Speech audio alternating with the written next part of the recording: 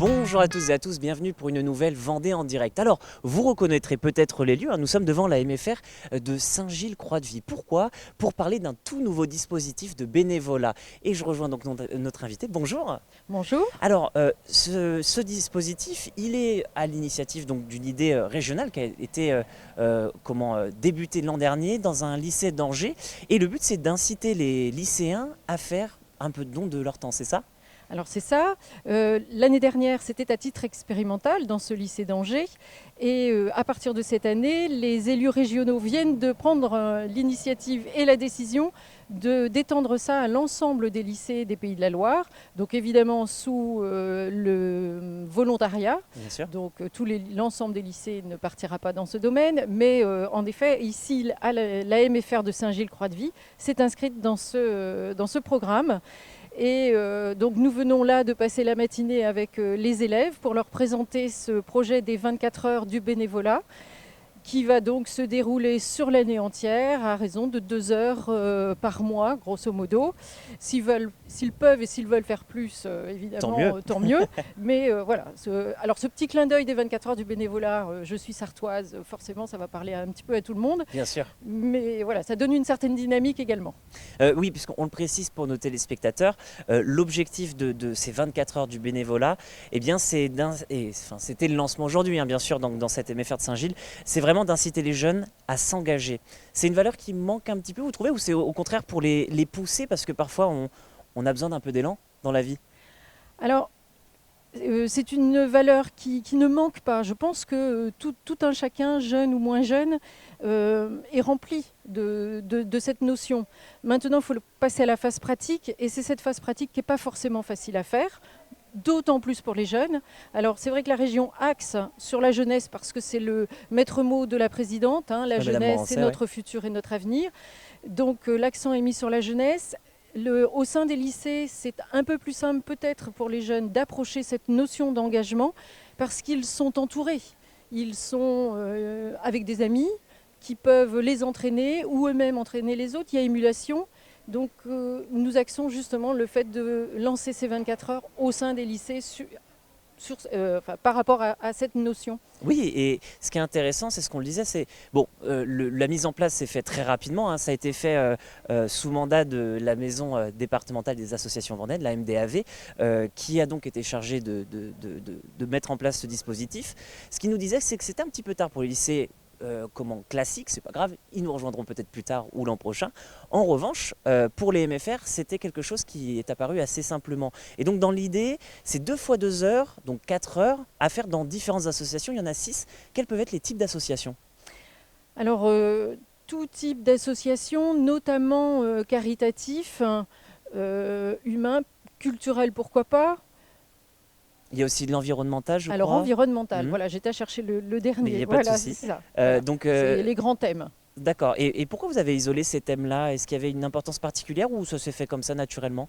Alors, on se base aussi un petit peu sur les grands thèmes de la région, puisque la région, c'est la jeunesse et l'environnement et l'emploi.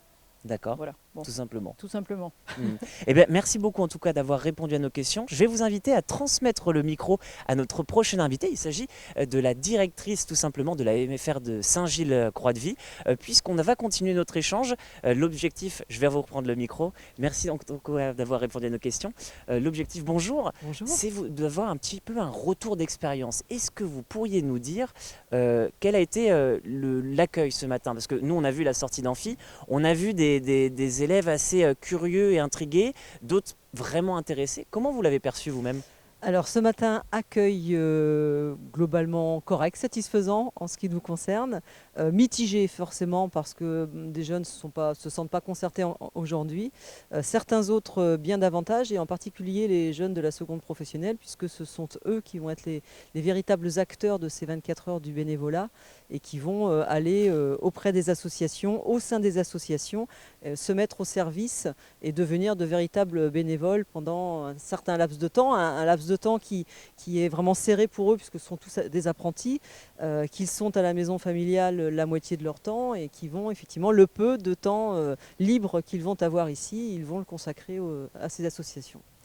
Ces associations, donc j'imagine que ça doit être un travail à refaire de se remettre en marche avec une nouvelle procédure, parce qu'il faut l'intégrer, ça, mais pour vous c'était essentiel d'avoir ce côté bénévolat, malgré l'activité d'apprentissage de vos étudiants et même d'apprentissage en entreprise.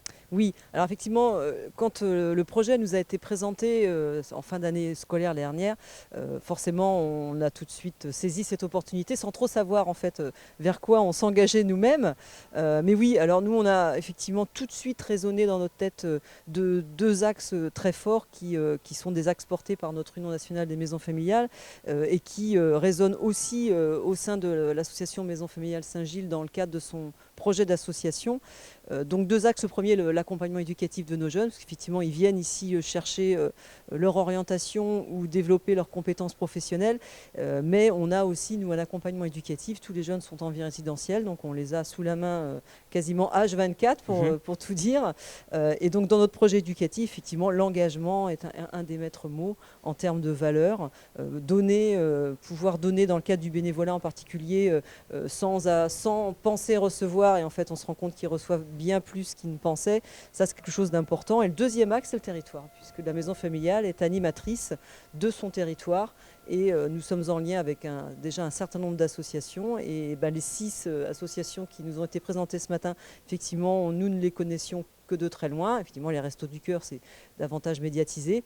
Mais par exemple, celle sur la fibromyalgie, c'est quelque chose qui va interpeller nos jeunes. Je pense qu'en cherchant un peu autour d'eux, peut-être dans les tontons, les tatas, les papis, les mamies, même leurs propres parents, ils vont trouver résonance aussi là-dedans. Oui, puisqu'on le précise aussi, le but ce matin, c'était donc à la fois de lancer ces 24 heures du bénévolat, d'expliquer un petit peu aux étudiants comment ça fonctionnait, et quoi de mieux comme exemple que d'avoir des retours bien à la fois de membres associatifs, mais aussi d'élèves. En quelques mots, en une trentaine de secondes, comment vous diriez que ces élèves qui sont déjà passés par ce genre de bénévolat jeune en ressortent? Enfin, quels sont leurs retours? Alors, leur retour concrètement, quand on les interroge immédiatement, c'est assez compliqué en termes d'analyse. Voilà, parfois peut-être par modestie aussi, hein, ils ne ressentent pas, ou en tout cas ne savent pas exprimer. Nous ce qu'on regarde toujours, et ce qu'on fait ici aussi au quotidien, c'est des citoyens de demain. Et effectivement, parfois, ça se révèle 5, 6, 10 ans plus tard. Donc on ne recherche pas le résultat immédiat. On sait que ça germe, on est là pour semer les graines et puis on espère souvent que à l'avenir on les retrouve très investis plus tard.